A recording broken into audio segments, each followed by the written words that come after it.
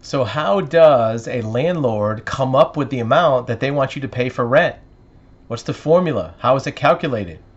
Well, here's how you can get an insight into how landlords come up with the amount. It might give you some negotiating leverage if you know how rent is calculated, so you can tell what money the actual landlord is charging you compared to their cost. So today we're going to look at an example house. This house happens to be in Georgia. It's a simple 3-2 house. It costs $275,000. This is the type of house that is popular for rentals. It's a house that is a single family, single story, around 300 grand in price, and a landlord or property owner who is renting this house is going to calculate that rent partially based on the market, but also based on their expenses. We're going to go through those so you can make sure that the landlord is only charging you expenses that are appropriate. They're not artificially inflating it.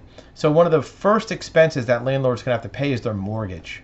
So how much is a mortgage going to cost? Well, we put in a mortgage amount of $240,000, 30-year fixed. It says 8.5%. Let's change that to 7.5 because right now you can probably get 7.5%. That's going to give you $1,688. That's their mortgage payment that they have to pay. In addition to their mortgage, you're going to have to pay a couple other things. One of them is taxes. Well, this house right here has a tax amount of about $2,000 a year.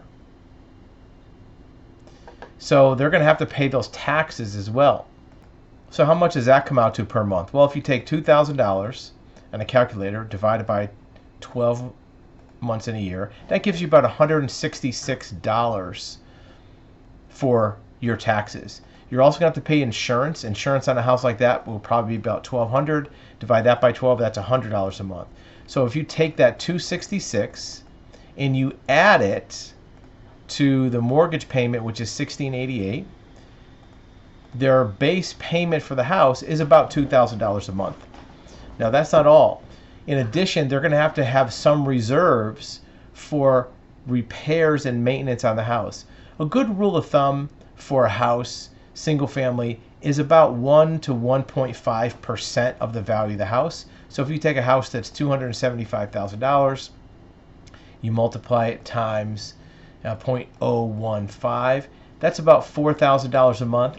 It's probably a little high, so let's call it $3,500 on average. Now some years there may not be any repairs on the house, but some years you might have to put on a new roof, you might have to paint, and those things come up every 10 years or so, and you have to save up the money. If you just wait for the roof to go bad and needs $30,000 and you didn't put money away, now that $30,000 is going to be an expense. So general rule of thumb is to put away about 1 to 2% of the house in a reserve fund. So if the toilet breaks or needs paint, needs a roof, you have it. So $3,500 would roughly be another $300 a month. So now you're up to about $2,300 a month total for the expense. In addition, the property owner / landlord is going to have some what's called vacancy deficiency. What that means is every couple years there'll be a month or so that they'll collect no rent because it'll be in between tenants. So that's maybe 1 month's worth of rent. Call that $1,500. So maybe that's another $100 a month. So if you add on $100 onto $2,300, it gives you $2,400. And last but not least, some landlords will have a property management company and they charge a fee. They charge usually 1 month's fee for the tenant. So let's just make that on the low side, add another $100.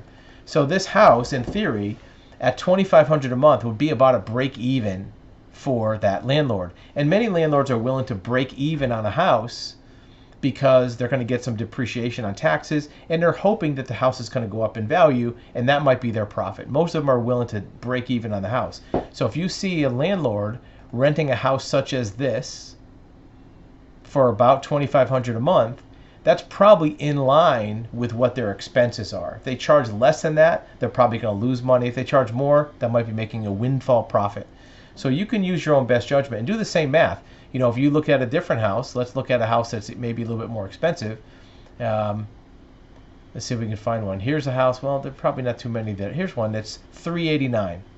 Okay, this house is $389. That's a new house, so it won't have taxes.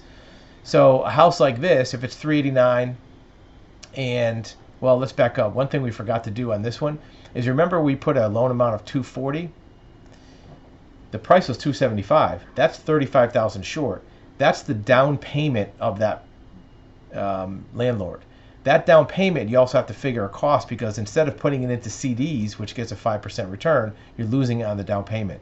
So if you take $35,000 times 0.05%, that's going to cost you $1,750 a year in lost interest, divided by 12. So that's another $145. So now you're already up to 26, maybe 2,700 for rent for that house. On a newer home, let's take this 389 and plug that into the mortgage calculator. Let's do 350 for the mortgage amount. So now their monthly payment's going to be 2,400. Their taxes are probably going to be at the same ratio, maybe 3,800. So you have 2,462 plus 300 a month for taxes, plus probably 200 a month for insurance, plus your reserve. Remember, we got to do 1.5%, 2%. That's going to be probably 500 a month reserve for repairs and maintenance. Now you're at about 3,500 plus your down payment. So this house, if it was renting for maybe 3,700, would be what the expenses of that landlord are. If you see a landlord charging you 4,500 for a house like this, they're making a lot more profit. Which, again, that's their right to try to do it, but it may not be as reasonable as somebody who's trying to get closer to their expenses. I know you have an opinion about this. Let us know what your opinion is of what the rents are versus the cost of that landlord. And you could do the math yourself. Just take the price of the house, and you can look it up on Zillow for a Z estimate, put it in a mortgage calculator, add the taxes, add insurance, and you can see what your landlord's expenses might be. Now you might say, well, my landlord bought the house 5 years ago. He didn't pay $389 for the house. You're right.